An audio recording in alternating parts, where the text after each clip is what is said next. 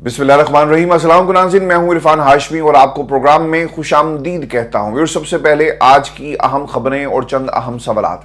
सवाबी जलसे से कुछ देर पहले इमरान खान का कौम और बिलखसूस फौज के नाम पैगाम, इसकी तफसील व्यूअर्स मैं आपके सामने रखूंगा।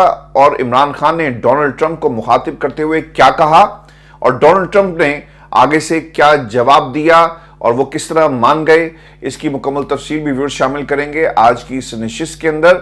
और क्या पाकिस्तान तहरीक इंसाफ JUI के साथ मिलकर हुकूमत गिराओ तहरीक का आगाज करने जा रही है। असद कैसर की गुफ्तगू में किस किस्म के इशारे हैं और मौलाना फजल रहमान ने लंदन से कैदी नंबर 804 के लिए क्या पैगाम जारी किया।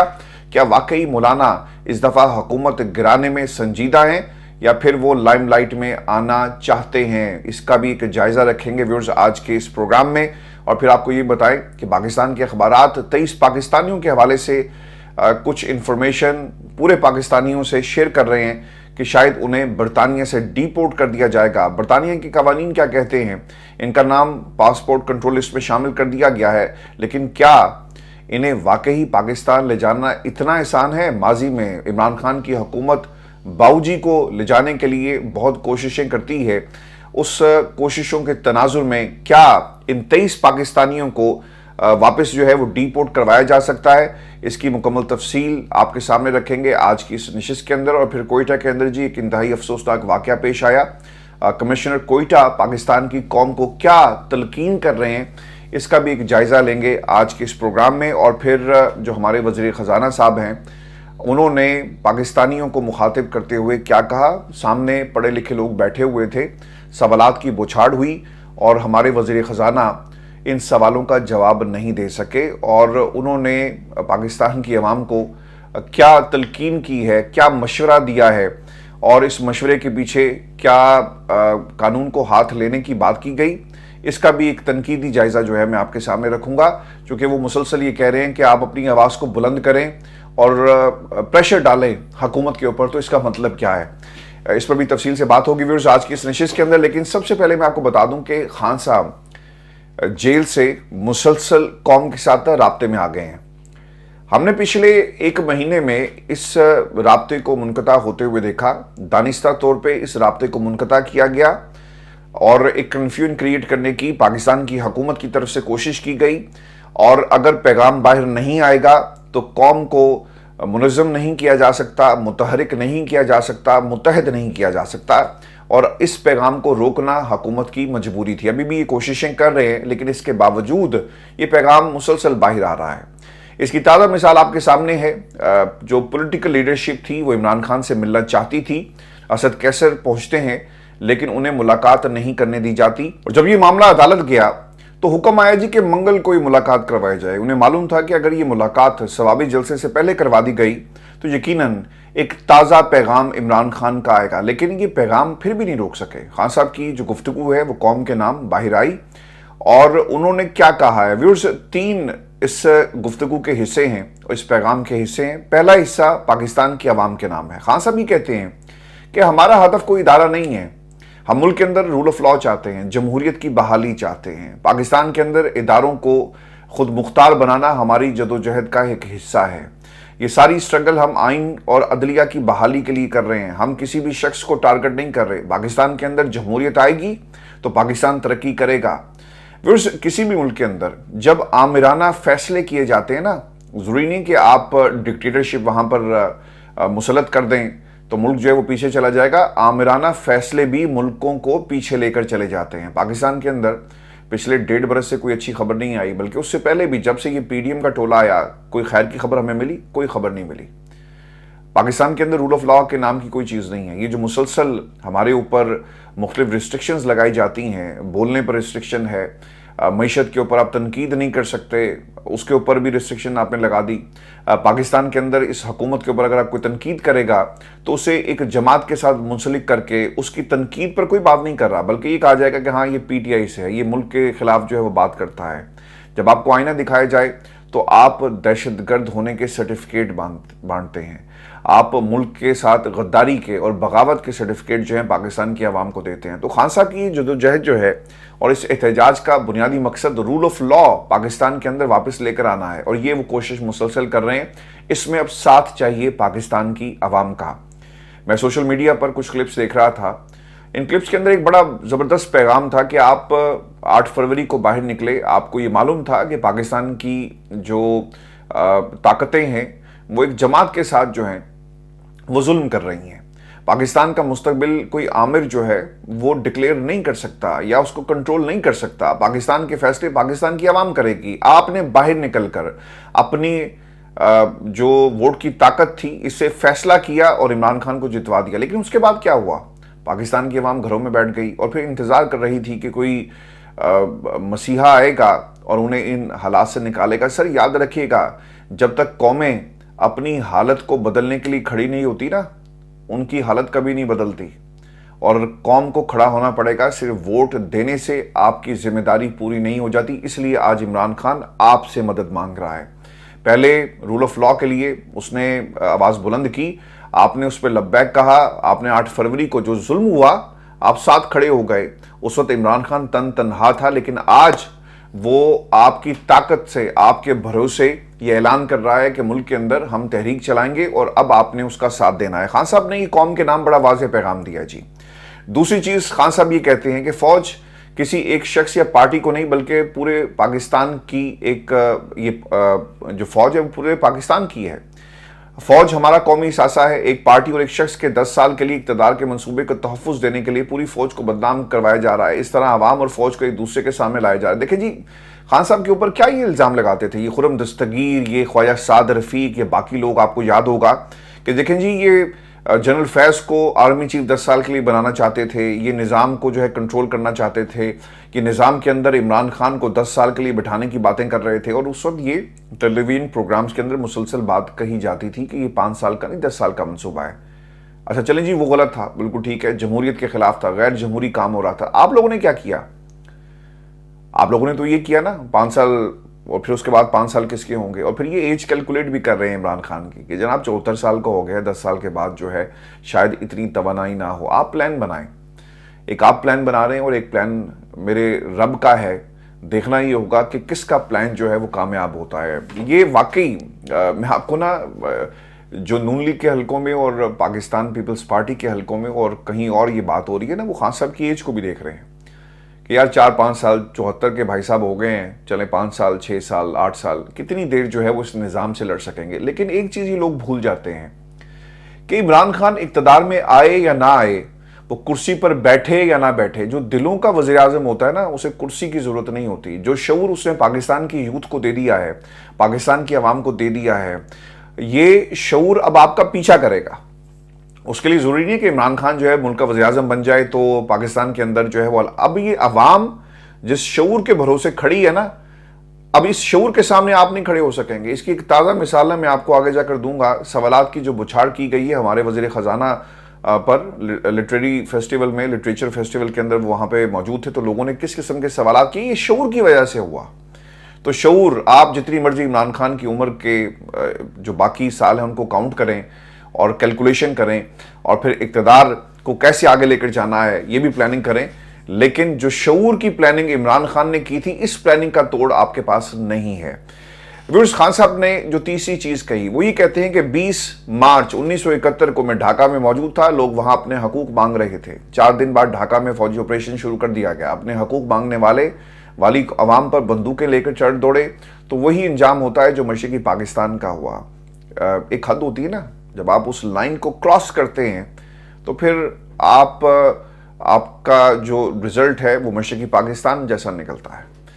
بلوچستان اور قبائلی علاقوں میں مسنگ پرسنز کی موجودگی، اور جنرل باجوہ یہ دیتے رہے، یعنی اس کا عذر یہ دیتے رہے کہ عدالتیں ان افراد کو رہا کر دیتی ہیں، اس لیے انہیں جبری طور پر گمشدہ کرنا پڑتا ہے۔ اب جو جبر و فسطائی تحریک انصاف کے سپورٹرز اور رہنماؤں کے خلاف کی جا رہی ہے، اس سے بھی پورے ادارے کے خلاف نفرت بڑھ رہی ہے۔ ایجنسیوں نے تحریک انصاف کے رہنماؤں یہ مختلف رہنماؤں انتظار پنجوتا، اس کے علاوہ اعظم سواتی، شہباز گل کے ساتھ جو سلوک کیا وہ پورے پاکستان نے دیکھا۔ تحریک انصاف کے ممبران اسمبلی کو اغوا کر کے ان کے خاندان کے افراد کو ڈرایا دھمکایا جاتا ہے، جس طرح ان کے گھروں میں گھس کر توڑ پھوڑ کی گئی، آزادی عدلیہ کی اس پر حملہ ہو رہا ہے۔ تو ایسے میں آپ کا کیا کردار ہے؟ آپ سب کو باہر نکل کر اس ظلم کے خلاف احتجاج جو ہے وہ کرنا ہوگا۔ خان صاحب نے نا کچھ دن پہلے بھی یہ بات کہی تھی کہ یار یہ جنگ آپ لوگوں کی جنگ ہے، جیل کے اندر تو میں بیٹھا ہوا ہوں، جو میرے حصے کی جنگ ہے میں لڑ رہا ہوں، جو آپ کے حصے کی جنگ ہے وہ آپ نے لڑنی ہے۔ 8 فروری کو صرف ووٹ دینے سے کام نہیں چلے گا، پاکستان کی عوام کو باہر نکل کر آواز بلند کرنی ہوگی۔ نظام سر اس وقت پوری طرح مفلوج نہیں، بلکہ انہوں نے نظام کا گلا گھونٹ دیا ہے، اور جب ان کا دل چاہتا ہے یہ اس نظام کو جگاتے ہیں، استعمال کرتے ہیں اور پھر اسے سلا دیا جاتا ہے۔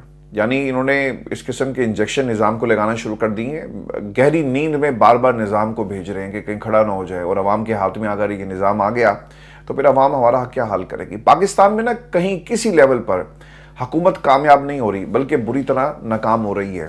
ان کے پاس کوئی پالیسی نہیں ہے۔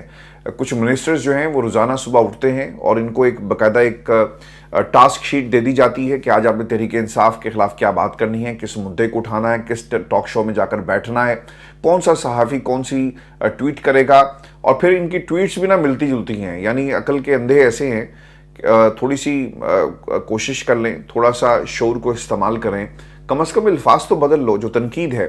تو یہ ان کی ترقی کا ایک معیار ہے، اور قرض لے کر ملک نہیں چلتے، یہ قرضوں سے ملک کو چلانا چاہتے ہیں۔ میں ویورز کچھ دنوں کے اندر آپ کے لیے نا ایک نیا چینل شروع کر رہا ہوں جس میں ہم ڈاکومنٹریز لے کر آ رہے ہیں۔ پی آئی اے ہمارا پہلا سبجیکٹ ہے، انشاءاللہ یہ کچھ دنوں میں تیار ہو جائے گا۔ پی آئی اے کو کیسے لوٹا گیا، پی آئی اے پاکستان انٹرنیشنل ایئر لائن جو ہے اس کے بارے میں دنیا کے مختلف ممالک کیا کہتے رہے، اور ہمارے لوگوں نے اس کے ساتھ مختلف ادوار میں کیا کیا۔ آپ کو سننے کو ملتا ہے نا کہ دیکھیں جی وہ وزیر تھے ہوا بازی، انہوں نے کہا کہ ان کے سارے جو لائسنس ہیں جعلی ہیں، وہاں سے اس کا زوال شروع ہوا۔ یہ زوال کی کہانی 30-40 سال پرانی ہے جی، یہ ایک دن کی وجہ سے نہیں ہوا، یا یہ تباہی ایک دن میں نہیں آئی۔ اس کا مکمل احاطہ کریں گے، اور انشاءاللہ پھر آپ کو آئی ایم ایف ہمارے ساتھ کیا سلوک کرنے جا رہا ہے، اور یہ جو ڈونلڈ ٹرمپ کے آنے کے بعد کیا ہوگا، اور حکومت کس بری طرح ناکام ہو رہی ہے، کیونکہ منی بجٹ کی باتیں ہو رہی ہیں۔ میں بھی آپ کو نا اسی پیغام میں جو خان صاحب نے ڈونلڈ ٹرمپ کے حوالے سے کچھ باتیں کہی ہیں۔ ڈونلڈ ٹرمپ جب آپ امریکہ گئے، آپ کو یاد ہے کہ مختلف تصاویریں پاکستان کے میڈیا پر چلی، خان صاحب کو جو عزت ملی وہ ایک مثالی قسم کی تھی۔ خان صاحب جب واپس آئے تو انہوں نے کہا کہ مجھے ایسا لگتا ہے کہ میں دوبارہ جو ہے وہ ورلڈ کپ جیت کر آیا ہوں۔ خان صاحب نے نا چونکہ یہ کشمیر کا میٹر جو ہے وہ ہمارے دلوں کے بہت زیادہ قریب ہے، اور یہی آپ کی ڈپلومیسی ہوتی ہے کہ آپ کسی بھی ملک کے سربراہ کو کہیں کہ یہ ہمارے لیے بڑا میٹر کرتا ہے۔ یاد رکھیے گا کہ ڈونلڈ ٹرمپ کے بڑے خاص تعلقات ہیں مودی کے ساتھ، لیکن خان صاحب اسے کنونس کرنے میں کامیاب ہو گئے کہ آپ نے کشمیر کے معاملے پر بات کرنی ہے، اور اس نے کشمیر کے معاملے پر کی بات۔ اس نے کہا تھا کہ ہم ثالثی کا کردار ادا کرنے کے لیے تیار ہیں اگر آپ مل کر بیٹھیں، اور خان صاحب یہ کہتے ہیں کہ یہ میرے کہنے پر انہوں نے میری بات مانی، اور آگے سے انہوں نے انکار نہیں کیا، اور کشمیر کے معاملے پر جو ہے وہ بات ہوئی ہے۔ اب جو ایک اوبویسلی اوورسیز کمیونٹی کا جی کنسرن تو ضرور ہے اس کے اوپر، رہائی کے معاملے پر، اور ڈونلڈ ٹرمپ کی فیملی یا ڈونلڈ ٹرمپ کا جیتنا یہ کتنا امپورٹنٹ تھا، اس کے اوپر بھی خان صاحب نے اپنا ایک ریئیکشن جی دے دیا ہے، اور یہ ایک براہ راست ریئیکشن ہے۔ امید ہے کہ صدر ٹرمپ کے آنے سے چیزیں غیر جانبداری کی طرف جائیں گی۔ میں اپنی رہائی کا مطالبہ کروں گا، اور نہ ہی کوئی ڈیل۔ پہلے بھی کسی آمری یا عالمی طاقت کے کندھوں پر سوار ہو کر نہیں آیا تھا۔ جنرل باجوہ نے جس طرح حسین حقانی کے ذریعے میرے خلاف لابی کروائی اور بائیڈن ایڈمنسٹریشن کے کان بھرے، اور جس طرح پاکستان میں انسانی حقوق کی خلاف ورزیوں پر بائیڈن انتظامیہ خاموش تھی، امید ہے کہ اب ویسا نہیں ہوگا۔ تو یہ معاملہ بائیڈن ایڈمنسٹریشن کا تھا، امریکہ کا نہیں تھا۔ جیسا پاکستان کے اندر پی ڈی ایم کی حکومت تھی، اور پچھلی حکومتوں سے جب آپ کمپیئر کرتے ہیں، جو انڈیکیٹرز ہیں آپ کو بتاتے ہیں کہ خان صاحب کے دور میں معیشت کہاں تھی، یہ لوگ کہاں کھڑے ہیں، تو یہ administration government to government vary کرتا ہے، اس میں اس ملک کا قصور نہیں ہوتا۔ آج کانگریس کی حکومت اگر آپ کے انڈیا میں آ جاتی ہے تو اوبویسلی اس کا ایک ڈیفرنٹ امپیکٹ پڑے گا، وہاں پر مسلمانوں کی حکومت آ جائے تو اور زیادہ ڈیفرنٹ امپیکٹ پڑے گا۔ تو یہ فرق پڑتا ہے پرسن ٹو پرسن، اور پولیٹیکل پارٹیز اپنی پالیسیز لے کر آتی ہیں۔ تو Biden was very close to P D M حکومت، اور اس کی ایک مثال بھی ہے نا جی کہ اگر کلنٹن صاحب کہتے ہیں کہ جناب نواز شریف کو چھوڑنا ہے تو آپ کو پتا ہوگا کہ یہ یارانہ آج کا نہیں بہت پرانا ہے جب سے یہ معاملات شروع ہوئے. تو یہ اس کی جی ایک ہسٹری ہے. پھر انہوں نے ایک اور جو بات کہی جو میں نے آپ کے سامنے تفصیل سے رکھی ہے. 10واں نقطہ یہ ہے کہ ٹرمپ کے ساتھ اچھے تعلقات رہے. صدر ٹرمپ نے بطور وزیر اعظم میرے وائٹ ہاؤس کے دور پر بہت عزت کی. کورونا کے دوران انہوں نے بروقت ٹیسٹنگ مشین پاکستان بھجوائی اور میرے کہنے پر انہوں نے کشمیر کا ذکر کیا جو اس سے پہلے کبھی کسی امریکی صدر نے نہیں کیا. سر یہ ہے لیڈرشپ جو عمران خان. یہ لیڈرشپ نہیں ہے کہ اٹھو پاکستان تحریک انصاف کو 4 گالیاں نکالو کہو کہ نرو مانگ رہا ہے. سر یہ لیڈرشپ ہے. اور ساڈا تے جڑا باؤ جی سی ہی واز ہولڈنگ پیپرز. وہ پیپر قوم کے لیے جسٹ امیجن کریں جو لوگ ہمیں وہاں پہ ریپرزینٹ کر رہے تھے کیا واقعی یہ ریپرزنٹیشن کے قابل ہیں, کیا ہم یہ ڈیزرو کرتے ہیں. تو سر یہ شعور ہے جو بول رہا ہے, جو شعور یہ سوال کرتا ہے تو یہ شعور کو مارنا چاہتے ہیں. تو عمران خان 8 سال بعد 10 سال بعد اللہ تعالیٰ ان کی جی زندگی کرے وہ ہوں یا نہ ہوں, یہ نظام اب شعور کی بات کرے گا جسے آپ کبھی اب ختم نہیں کر سکتے. یہ شعور آپ کا پیچھا کرے گا, شعور آپ سے بات کرے گا, شعور آپ سے سوال کرے گا اور پھر انہیں ان کے انجام تک جو ہے وہ ضرور پہنچائے گا. ویورز, گرینڈ الائنس کی بات ہو رہی ہے. اسد کیسر صاحب کے حوالے سے کچھ چیزیں سامنے آئی. انہوں نے حالیہ قانون سازی اور مشترکہ ایک الائنس کی بات کی ہے اور انہوں نے کہا کہ ہم حکومت کو چلتا کریں گے, ایک تحریک چلائیں گے. اور پھر مولانا فضل الرحمان سے بھی بات ہو رہی ہے. دیکھیں فضل الرحمان صاحب کے ساتھ اگر کسی نے رابطے بحال کیے ہیں تو وہ اسد کیسر صاحب تھے. اسد کیسر صاحب کی اسے کہا جائے کہ ڈپلومیسی اوبویسلی جو چینلز انہوں نے اوپن کیے, تحریک انصاف فضل الرحمان کے قریب آئی. عمران خان جن کی جتنی بھی پارٹی کے اندر جو گفتگو رہی اور پھر جلسوں کے اندر جو مولانا کا نام لے کر وہ پکارتے تھے, ڈیزل کہہ کر انہیں پکارا جاتا تھا ان کے جلسوں میں, اب یہ چیزیں ختم ہو گئی. تو اس میں اسد کیسر صاحب کو یہ کریڈٹ جو ہے وہ جاتا ہے. اچھا اب اس کا فائدہ تحریک انصاف کو کیا ہوا؟ 26ویں آئینی ترمیم پہ تو کوئی فائدہ نہیں ہوا, لیکن ایک خطرہ ضرور ہے اس حکومت کے لیے. وہ عزت بھی کرتے ہیں. وہ ڈاکٹر فیصل کو لندن تک پروٹوکول انہوں نے کہا کہ آپ نے جا کر دینا ہے. جو پی ڈی ایم کی حکومت ہے موجودہ حکومت وہ مولانا کا احترام کرتی ہے, ان کے خلاف بات نہیں کرتی. انہیں پتہ ہے کہ اگر یہ بچے لے کر باہر آ گیا تو پھر ہم کیسے روکیں گے, اور پھر اس میں ایک ریلیجس فیکٹر بھی ہے.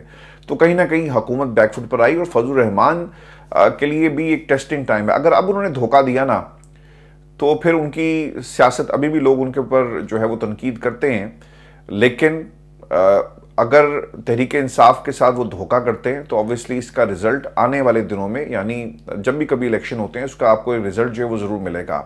اسد کیسر کے ذریعے یہ پیغام قیدی نمبر 804 کامران مرتضیٰ کو بھیجا گیا کہ آپ جا کر ملیں. اور مولانا اب یہ تحریک چلانے کی جو میری خبر ہے جی اس کے مطابق لندن سے کہ خیر وہ ہیں تو پرائیویٹ دورے پر, انہوں نے آج کوئٹہ دھماکے کی مذمت بھی کی ہے, لیکن کامران مرتضیٰ نے اس کی تصدیق کر دی ہے کہ ہم ملیں گے, رابطہ کریں گے اور آئندہ کا جو کوئی اکٹھا چلنے کا جو اعلان ہے وہ بہت جلدی کر دیا جائے گا. اب دیکھیں یہ خوف ہے نا, عزت آپ کرتے رہیں بالکل ٹھیک ہے, یہ خوف ہے کہ پنڈی کے اندر جی دفعہ 144 نافذ کر دی گئی ہے, کیونکہ ہو یہ رہا ہے کہ دفعہ 144 کے اعلان کے پیچھے جو حقیقت جو انہیں نظر آ رہی ہے کہ اگر ثوابی جلسے کے بعد اعلان کر دیا گیا کہ ہم جو ہیں جی چلیں گے اسلام آباد کی طرف مارچ کریں گے, تو پنڈی کی طرف مارچ کریں گے, تو اس سے بچنے کے لیے یہ اعلان کیا گیا ہے اور حکومت کی کانپیں جو ہیں وہ ٹانگ رہی ہیں, اسی لیے یہ سب کچھ جو کیا گیا. 8 سے 10 نومبر تک یہ اطلاق پنڈی کے اندر دفعہ 144 کا جو ہے وہ کر دیا گیا ہے. آخر میں آپ کو نا یہ خبر یہ بھی دے دیتا ہوں, اور اس کے بعد ایک اور بھی جو وزیر خزانہ صاحب ہیں ان کا بھی ایک ویڈیو کلپ وائرل ہے, اس پر بھی ہم بات کریں گے. 23 پاکستانیوں کی گرفتاری کا یہ معاملہ ہے جی, اور چیف جسٹس قاضی فائز عیسیٰ پر لندن حملہ کرنے والے, اب یہ کلیم کیا جا رہا ہے جی کہ حملہ, احتجاج نہیں, حملہ کرنے والے 23 پاکستانیوں کے نام پاسپورٹ کنٹرول لسٹ میں ڈال دیے گئے ہیں. جنگ نے جی اس کو رپورٹ کیا, اس میں سابق رکن قومی اسمبلی ملائکہ بخاری کا نام ہے, شایان علی کا نام ہے, اور ان کے نام بھی پاسپورٹ کنٹرول لسٹ میں شامل کر لیے گئے ہیں. ان تمام پاکستانیوں کی حوالگی کے لیے برطانوی حکومت کو خط بھی لکھ دیا گیا ہے. دیکھیں جی آئی ڈونٹ نو یہ ان کو کون جو ہے یہ باتیں بتاتا ہے. میں آپ کے سامنے نا جو ہارڈ فیکٹس ہیں میں رکھ دیتا ہوں. پہلی چیز یہ ہے کہ ان میں سے دیکھنا یہ ہوگا کہ کتنے برٹش پاکستانی ہیں, اور ان کے جرم کی نوعیت کو دیکھا جاتا ہے. یہ اس طرح نہیں ہے کہ آپ نے مانگا جی کہ اس کو ہمیں دے دیں تو وہ دے دیں گے. آپ کے اور برطانیہ کے درمیان کس قسم کی ٹریٹیز ہیں یہ بھی دیکھی جائیں. ماضی کے اندر تو کوئی نہیں تھا, ہم تو یہ رپورٹ کرتے رہے. باؤ جی کو تو یہاں سے آپ لے جا نہیں سکے. خان صاحب نے بڑا زور لگایا, خطوط بھی لکھے گئے. شیخ صاحب بھی کہتے رہے کہ میں خط لکھوں گا اور دیکھتا ہوں کہ کیا ہوتا ہے. یہاں پر یہاں کی ایڈمنسٹریشن سے بات کی گئی. خان صاحب نے بھی کہا کہ میں جو اس وقت یہاں کے وزیر اعظم تھے, میں بورس جانسن, ان سے بھی بات کروں گا. تو یہ سب کچھ ہوتا رہا, لیکن کیا باؤ جی واپس چلے گئے؟ باؤ جی واپس نہیں گئے. اور باؤ جی تو یہاں پر کس ویزے پر تھے وہ آپ کو معلوم ہی ہے. تو یہ سب چیزیں ہم نے ماضی میں دیکھی. آج ان لوگوں میں سے کتنوں کے ویزے وزٹ ویزے پر ہیں, کتنے ایسے لوگ ہیں جو یہاں کے رہائشی ہیں, یہاں کے ریزیڈنٹ پرمٹ ہیں ان کے پاس موجود ہے, کتنے برٹش نیشنل ہیں. یہ ریزیڈنٹ پرمٹ اور برٹش نیشنلٹی میں جی فرق ہے, کتنے آئی ایل آر کے اوپر ہیں. تو آپ کا سٹیٹس بڑا میٹر کرتا ہے. اور پھر یہ کیس ایسے نہیں ہے کہ کسی کو پکڑو اور بھیج دو. یہاں پر بہت ساری ایسی ایگزامپل ہیں, کئی برس لگ گئے لوگوں کو یہاں سے نکالنے کے لیے. اور برطانیہ کی عدالتیں پاکستان کی قاضی کورٹس کی طرح نہیں ہیں, یا پاکستان کی جو جدید کورٹس آپ نے بنا دی ان کی طرح بھی نہیں. یہاں پر قانون ہے. ہاں ایک چیز اس کے اندر بڑی امپورٹنٹ ہے, جب آپ ویزا اپلیکیشن فل کرتے ہیں نا تو یہ اس پہ لکھا جاتا ہے کہ آپ کے خلاف کوئی پروسیڈنگ تو نہیں ہو رہی دنیا کے کسی ملک کے اندر. تو وہ ایک امپورٹنٹ چیز ہوتی ہے. اور پھر اس میں یہ بھی امپورٹنٹ ہے کہ جب آپ یہاں پر وزٹ یا کسی اور ویزے پر ہوتے ہیں تو آپ نے اوبویسلی کس کے رینیول میں جانا ہے. تو اس کے اندر اگر آپ کا برطانیہ کے اندر کوئی کرمنل ریکارڈ بن جاتا ہے, یہ ثابت ہو جائے کہ گاڑی پر حملہ ہوا, تو وہ ساتھ ساتھ چلے گا جی, وہ آپ کو لکھنا پڑے گا اور آپ سے چھپا نہیں سکتے. یہ اس کے اندر ایک ضرور بات ہے. لیکن کیا وہ ثابت ہوگا, وہ لوگ کون تھے جنہوں نے حملہ کیا؟ آپ کو ایویڈنسز دینے پڑیں گے. یہاں پہ کہا جا رہا ہے جی کہ درخواست بھی دے دی گئی ہے, ان کو پکڑ بھی لیا جائے گا, but it's not easy, it's a long and lengthy process. کل ایک خبر تھی جی کہ اگر آپ جا کے سرچ کریں نا تو غالباً 2024 اگست کی یہ بات ہے, یعنی اسی سال, جس میں برطانیہ جو انلیگل امیگرینٹس ہیں انہیں مختلف ممالک بھی 8 ملک ہیں جی جن میں انہوں نے بھیجنا ہے.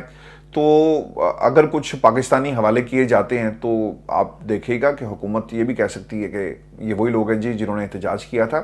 نام تو خیر انہوں نے دے دیے ہیں, ان کے پاسپورٹ کنٹرول لسٹ میں ان کے نام بھی آ گئے. آپ پاکستان میں جی جو مرضی کریں, لیکن برطانیہ کا قانون جو ہے وہ ٹوٹلی ڈیفرنٹ ہے. برطانیہ میں کسی کو آپ اس طرح پکڑ کر اس کو پاکستان یا کسی بھی ملک کے حوالے نہیں کر سکتے. آپ کو پورا اپنا کیس جو ہے وہ لڑنا پڑے گا, آپ کو ثبوت دینے پڑیں گے. یہاں پر ثابت ہونا بڑا ضروری ہے, پاکستان میں نہیں, برطانیہ میں ثابت ہونا بڑا ضروری ہے کہ انہوں نے کیا کیا ہے. احتجاج کرنا اور احتجاج کے نام پر کوئی انکوائری ہو جائے, کسی کو پکڑ لیا جائے, یہ شاید اتنا آسان نہیں ہے. یہ وہ دوست جو ہمارے خبریں دے رہے ہیں ان کو بھی معلوم ہے کہ نواز شریف صاحب کو نہیں کر سکے, تو پھر یہ احتجاج تھا. اور برطانیہ کے قانون اس حوالے سے بڑے واضح ہیں. ویورز, میں آپ کو نا آخر میں ایک خبر یہ بھی دے دوں, اور یہ خبر کیا جی ایک لطیفہ ہی تھا. بیٹھے ہوئے تھے وزیر خزانہ محمد اورنگزیب صاحب, تو وہ لوگوں نے وہاں پہ سوالات شروع کر دی. یہ جو شعور کی میں بات کر رہا ہوں, یہ شعور ہے نا کہ وہ وہاں پہ بیٹھ کر ان سے بات کر رہے ہیں اور ان سے پوچھ رہے ہیں کہ بھائی جان بتائیں کہ اتنے ٹیکس آپ نے کیوں بڑھائے. کچھ لوگ تھے انہوں نے سوال کیا کہ 35% ٹیکس جی میں دیتا ہوں تو آپ ہمیں کتنا اور نچوڑیں گے. وہ شرمندہ نہیں ہوئے, انہوں نے آگے سے کیا کہا کہ حکومت کو بتائیں کہ مزید ٹیکس نہیں دے سکتے. یہ آپ کے وزیر خزانہ ہیں جی, وہ کہہ رہے ہیں کہ مزید ٹیکس نہیں دے سکتے. لٹریچر فیسٹیول میں وزیر خزانہ پر اس سوالوں کی بارش ہوئی ہے. اور پھر انہوں نے یہ بھی کہا کہ کیا منی بجٹ آ رہا ہے, تنخواہ داروں کو کتنا آپ نچوڑیں گے, یہ سوال ان سے ہوا. اور اس پر انہوں نے کہا کہ آواز اٹھاتے رہیں اور بتائیں حکومت کو کہ ہم بے بس ہو گئے, ہم مزید ٹیکس جو ہے وہ آپ کو نہیں دے سکتے. تو یہ تمام سوالات ان سے پوچھے گئے, انہوں نے اس کا حل بتا دیا. سر یہ بھی بتا دیں کہ دفعہ 144 سر لگی ہوئی ہے, یہ لکھ کر حکومت کو بتانا ہے, یہ خود پیش ہو کر حکومت کو بتانا ہے, یہ ایک وفد کی شکل میں حکومت کو بتانا ہے. یہ کس طرح بتانا ہے, آواز کیسے اٹھانی ہے؟ آواز تو آپ نے دبا دی, آواز تو نکل نہیں رہی. آواز جس کی نکلتی ہے اس کا نام کہیں نہ کہیں آپ ڈال دیتے ہیں, اس کے خلاف کارروائی شروع ہو جاتی ہے, اسے دشمن ممالک کے ساتھ اس کے تعلقات آپ جوڑنے کی کوشش کرتے ہیں. یہ بھی بتا دیں کہ چٹھی آپ کے نام لکھنی ہے, چٹھی کس کے نام لکھنی ہے, یہ بھی قوم کو بتا دیں کہ چٹھی جو ہے وہ کس طرح لکھی جائے گی. تو یہ ہمارے وزیر خزانہ صاحب ہیں. ویورز, ایک اور بھی خبر ہے, اور پاکستان کے اندر یہ کوئکلی میں آپ کو بتا دوں کہ اس خبر کا تعلق کوئٹہ میں جی ایک افسوسناک واقعہ ہوا. 40 افراد زخمی ہیں, 24 افراد جاں بحق ہو گئے. اور جو کمشنر صاحب ہیں انہوں نے اس کی مذمت کی. سر آپ کا بڑا شکریہ کہ آپ نے مذمت کی. انہوں نے ایک بات کہی ہے کہ آپ نا رش والی جگہ پہ مت جائیں. سافٹ ٹارگٹ پاکستان کی عوام جی سافٹ ٹارگٹ ہی ہے. یہ پروٹوکول یہ سب کچھ صرف آپ کے لیے. آپ کی توجہ عام پاکستانیوں سے ہٹے تو آپ قانون اور جو لا اینڈ آرڈر ہے اس کے اوپر توجہ دیں گے نا. اور یہ خدا نہ خاصہ سلسلہ شروع ہو گیا تو کیا پالیسی ہے سر آپ کی؟ یہ کہہ دینا کہ پاکستانی جی سافٹ ٹارگٹ ہیں. سافٹ ٹارگٹ کو ہمیشہ جو ہے وہ ہدف بنایا جاتا ہے. پاکستانی ہے ہی سافٹ ٹارگٹ. کبھی آپ جیسے لوگوں کا ٹارگٹ بنتے ہیں, کبھی سیاستدانوں کا ٹارگٹ بنتے ہیں, کبھی پاکستان کے اندر ان لوگوں کا ٹارگٹ بنتے ہیں جو لوگ نظر نہیں آتے, لیکن ٹارگٹ ضرور بنتی ہے پاکستان کی عوام. تو معیشت کبھی بھی ان کا ٹارگٹ نہیں ہے. پاکستان کی ترقی ان کا ٹارگٹ نہیں ہے. انہوں نے اپنے اقتدار کو کیسے طول دینا ہے یہ صرف ان کا ٹارگٹ ہے. ویورز یہ ہماری آج کی نشست تھی. میں کئی گھنٹے ان کی کارکردگی پر بول سکتا ہوں, لیکن انشاءاللہ اگلے پروگراموں میں بھی ہم ان کی اس کارکردگی کو, اب جو ریگولر ایک سلسلہ ہے وہ جو ہم پاکستان کے حالات دیکھ رہے ہیں, صرف ان کے جو دفعہ 144 لگانے کی بات نہیں ہوگی, جو حکومت پی ٹی آئی کے ساتھ کر رہی ہے اس پہ بات نہیں ہوگی, بلکہ اس حکومت کو ہم ایکسپوز کریں گے کہ مزید ٹیکس آواز اٹھائیں, آواز نکالیں.